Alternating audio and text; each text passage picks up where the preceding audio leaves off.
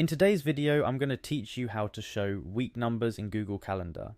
Whether you're a busy professional juggling meetings or a student keeping track of your class schedule, seeing the week numbers directly in your calendar can be a huge time saver, helping you to plan ahead more efficiently.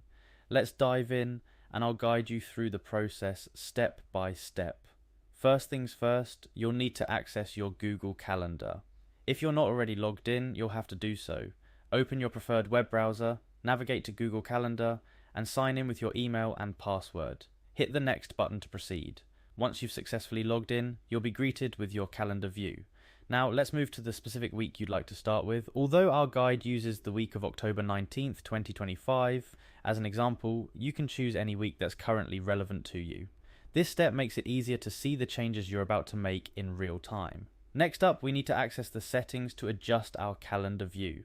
On the top right corner of your calendar, you should find the settings gear icon. Click on this to open up the settings menu. This menu is where all the magic happens. It's the control room of your Google Calendar. Within the settings menu, look for the option labeled View Options. This might require a bit of scrolling, but once you find it, click on it to expand further settings relevant to how you view your calendar.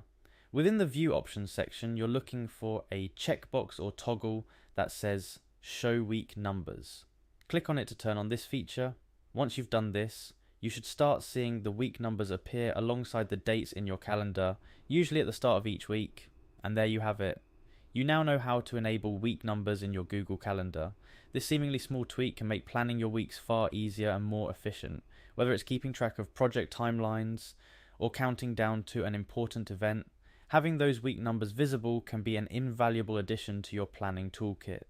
Remember, Google updates its products and interfaces from time to time, so some steps might slightly vary in the future. However, the general process of accessing settings and customizing your view will likely remain consistent.